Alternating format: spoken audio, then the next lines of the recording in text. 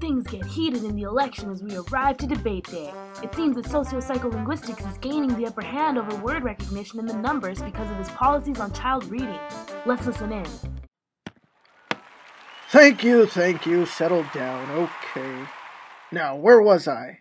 Oh yes, Miss Wordrec. What is your position on reading instruction?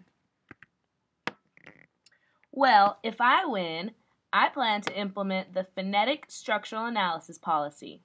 That is, using phonics to help students identify words. Through this policy, the students will be able to pronounce words through syllabic breakup. My biggest concern is getting the children to read with ease. Psych, same question. I believe that it is important for our students to have a linguistic understanding of words that they are learning. Things like morphemes, prefixes, and suffixes are important to recognize within a word, so that the student will be able to not only pronounce the words, but also understand them in the context of reading. Now, Psych, what is your response to WordRec's priority being getting children to read with ease? I believe this is wrong. Children should have an understanding of the content that they are reading, not just go through the motions. My policy will provide students with a fundamental base of linguistic structure, coupled with immersion into reading. For example, in transportation, we have port, which means to carry, trans, which means across, and ION, which is the state or condition of. Thus, transportation is like the state of carrying something across. Wordrec, what is your response to socio-psycholinguistic statement that the linguistic approach is more effective than the phonetic approach? I believe that the linguistic approach is not effective because many times morphemes and roots of words come from Greek or Latin, and the student cannot recognize them because he does not know the foreign translation. And as for prefixes, they often have different meanings depending on their context. Thank you, candidates. We'll be back after these announcements. Socio-psycholinguistics policy is dangerous to students. Psych wants your little learners to suffer when attempting to connect the meanings of the parts of a word to make a larger word. Try to define these words by defining the morphemes. See? You couldn't do that. Socio-psycholinguistics policy will hurt your brain and your children. I'm Wordrec and I approve this message. Welcome back. Thank you. Be quiet. Now then, Wordrec, you take an interesting approach to vocabulary learning. Can you explain your stance? Well, I firmly believe in pre-teaching vocabulary. In this way, I believe students are able to understand new words before coming into them in their reading.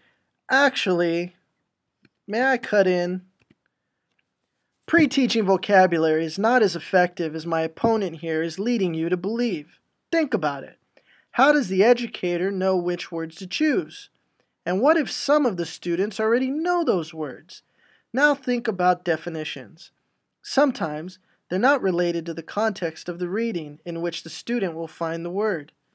Knowing what a word means does not equal reading comprehension. I propose a different approach, extensive reading. Children are able to read the words that they do not know in the context of a situation, and not only learn what the meaning is, but how it is typically used.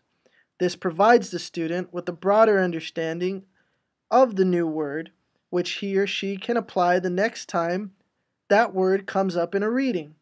If elected, I will implement sustained silent reading, or SSR, so that the students are continuously exposed to a word in many different contexts, which allows for easier acquisition of new words. Actually, Psych, there is something very valuable about teaching certain sight words, which are very common and should be learned before jumping into reading. These words provide a good foundation for students to build vocabulary. If elected, I will implement increased learning of sight words to increase vocabulary. Okay, final question. What about the ELL students? Psych, you argue that word recognition is too simple. And word rec, you argue that socio-psycholinguistics is too complex. Instead of arguing that one is better than the other, wouldn't it be logical to say that one is formative and the other is effective if used in a more advanced setting? Well, I suppose word recognition is very effective for students as a basic foundation to acquire a larger vocabulary. The linguistic approach could not function without a basic understanding of certain sight words. But socio-psycholinguistics is a better alternative as the student gets older and starts needing to know the content that he is reading. Yes, word recognition cannot be used in an advanced classroom setting, although, I must admit, it is a good foundation for students to grasp basic understanding of words. I guess you can't jump into the science of language without first knowing how to read the language itself. Wow, what a debate! It seems that after a heated argument about which side is more effective for students, the two candidates reached a happy medium. Word recognition is good as an introduction to language and reading, while socio-psycholinguistics is important to implement as the student advances through the different stages of reading. I wonder what this will mean for the election.